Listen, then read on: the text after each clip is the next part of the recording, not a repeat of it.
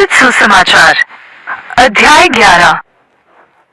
फिर वो किसी जगह प्रार्थना कर रहा था और जब वो प्रार्थना कर चुका तो उसके चेलों में से एक ने उससे कहा, हे प्रभु, जैसे यूहन्ना ने अपने चेलों को प्रार्थना करना सिखाया वैसे ही हमें भी तू सिखा दे।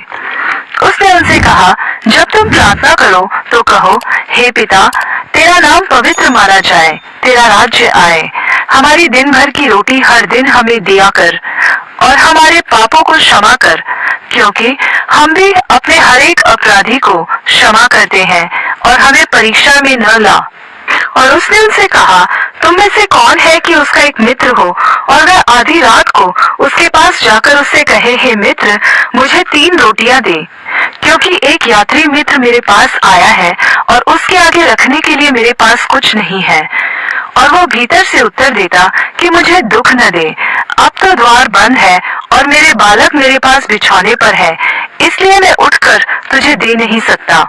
मैं तुमसे कहता हूँ, यदि उसका मित्र होने पर भी उसे उठकर न दे, फिर भी उसके लज्जा छोड़कर मांगने के कारण उसे जितनी आवश्यकता हो उतनी उठकर देगा। और मैं तुमसे कहता हूँ कि मांगो तो तुम्हें दिया जाएगा, ढूंढो तो तुम पाओगे, खटखटाओ तो तुम्हारे लिए खोला जाएगा। क्योंकि जो कोई मांगता है उसे मिलता है, और जो ढूंढता है वो पाता है, और जो खटखटाता है उसके लिए खोला जाएगा। तुम्हें से ऐसा कौन पिता होगा कि जब उसका पुत्र रोटी मांगे तो उसे पत्थर दे, या मछली मांगे तो मछली के बदले उसे सांप दे, या अंडा मांगे तो उसे बिच्छू दे? अतः जब तुम बुरे होकर अपने बच्चों को अच्छी वस्तुएं देना जानते हो, तो तुम्हारा स्वर्गीय पिता अपने मांगने वालों को पवित्र आत्मा क्यों न देगा। फिर उसने एक गूंगी दुष्टात्मा को निकाला। जब दुष्टात्मा निकल गई तो गूंगा बोलने लगा, और लोगों ने अचंभा किया, परंतु उनमें से कितनों ने कहा, यह तो दुष्टात्माओं के प्रधान शैतान की सहायता से दुष्टात्माओं को निकालता है। औरों ने उसकी परीक्षा करने के लिए उससे आकाश का एक चिन्ह मांगा, परंतु उसने उनके मन की बातें जानकर उनसे कहा, जिस जिस राज्य में फूट होती है वह राज्य उजड़ जाता है, और जिस घर में फूट होती है वह नाश हो जाता है। और यदि शैतान अपना ही विरोधी हो जाए तो उसका राज्य कैसे बना रहेगा?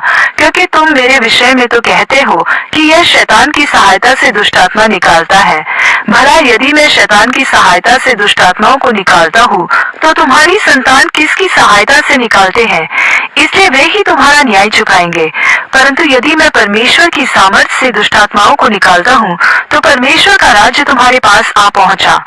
जब बलवंत मनुष्य हथियार बांधे हुए अपने घर की रखवाली करता है तो उसकी संपत्ति बची रहती है, पर जब उससे बढ़कर कोई और बलवंत चढ़ाई करके उसे जीत लेता है तो उसके वे हथियार जिन पर उसका भरोसा था छीन लेता है और उसकी संपत्ति लूट कर बांट देता है। जो मेरे साथ नहीं वह मेरे विरोध में है, और जो मेरे साथ नहीं बटोरता वह बिखेरता है। जब अशुद्ध आत्मा मनुष्य में से निकल जाती है तो सूखी जगहों में विश्राम ढूंढती फिरती है, और जब नहीं पाती तो कहती है कि मैं अपने उसी घर में जहाँ से निकली थी लौट जाऊंगी, और आकर उसे झाड़ा बुहारा और सजा सजाया पाती है। तब वह आकर अपने से और बुरी 7 आत्माओं को अपने साथ ले आती है, और वे उसमें समाकर वास करती है, और उस मनुष्य की पिछली दशा पहले से भी बुरी हो जाती है। जब वह ये बातें कह ही रहा था तो भीड़ में से किसी स्त्री ने ऊंचे शब्द से कहा, धन्य है वह गर्भ जिसमें तू रहा और वे स्तन जो तूने चूसे।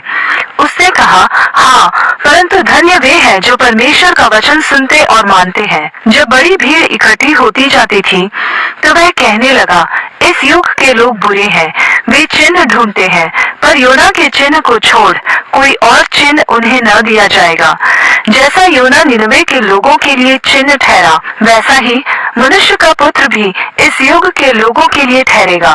दक्षिण की रानी न्याय के दिन इस समय के मनुष्यों के साथ उठकर उन्हें दोषी ठहराएगी, क्योंकि वह सुलेमान का ज्ञान सुनने को पृथ्वी की छोर से आई, और देखो, यहाँ वह है जो सुलेमान से भी बड़ा है।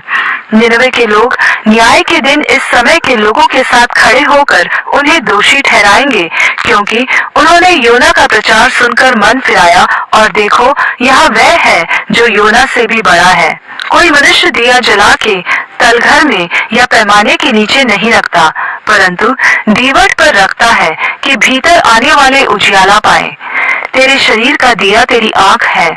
इसलिए जब तेरी आंख निर्मल है तो तेरा सारा शरीर भी उजियाला है, परंतु जब वह बुरी है तो तेरा शरीर भी अंधेरा है। इसलिए सावधान रहना कि जो उजियाला तुझ में है वह अंधेरा ना हो जाए। इसलिए यदि तेरा सारा शरीर उजियाला हो और उसका कोई भाग अंधेरा न रहे तो सब का सब ऐसा उजियाला होगा जैसा उस समय होता है जब दिया अपनी चमक से तुझे उजाला देता है। जब वह बातें कर रहा था तो किसी फरीसी ने उससे विनती की कि मेरे यहाँ भोजन कर, और वह भीतर जाकर भोजन करने बैठा। फरीसी ने यह देखकर अचंभा किया कि उसने भोजन करने से पहले हाथ पैर नहीं धोए। प्रभु ने उससे कहा, हे फरीसियों, तुम कटोरे और थाली को ऊपर ऊपर तो मांजते हो, परंतु तुम्हारे भीतर अंधेर और दुष्टता भरी है। हे निर्बुद्धियों, जिसने बाहर का भाग बनाया, क्या उसने भीतर का भाग नहीं बनाया? परंतु हाँ, भीतर वाली वस्तुओं को दान कर दो, तब सब कुछ तुम्हारे लिए शुद्ध हो जाएगा।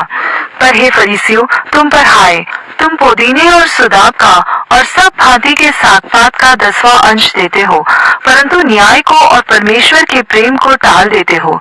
चाहिए तो था कि इन्हें भी करते रहते और उन्हें भी न छोड़ते।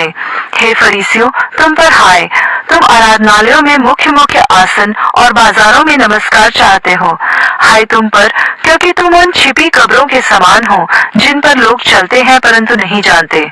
तब एक व्यवस्थापक ने उसको उत्तर दिया, हे गुरु, इन बातों के कहने से तू हमारी निंदा करता है।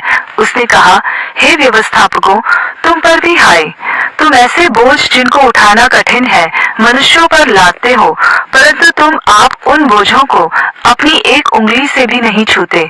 हाय तुम पर, तुम उन भविष्यद्वक्ताओं की कब्रें बनाते हो जिन्हें तुम्हारे पूर्वजों ने मार डाला था।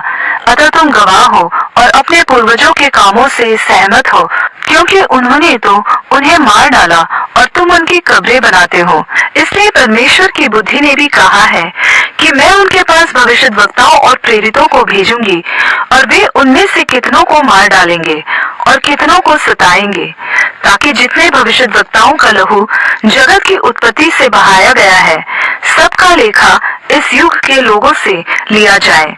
हाबिल की हत्या से लेकर जकरिया की हत्या तक, जो वेदी और मंदिर के बीच में मारा गया, मैं तुमसे सच कहता हूँ, उसका लेखा इसी समय के लोगों से लिया जाएगा। हाय तुम व्यवस्थापकों पर कि तुमने ज्ञान की कुंजी ले तो ली, परंतु तुमने आप ही प्रवेश नहीं किया और प्रवेश करने वालों को भी रोक दिया। जब वह वहां से निकला तो शास्त्री और फरीसी बहुत पीछे पड़ गए और छेड़ने लगे कि वह बहुत सी बातों की चर्चा करे और उसकी घात में लगे रहे कि उसके मुंह की कोई बात पकड़े।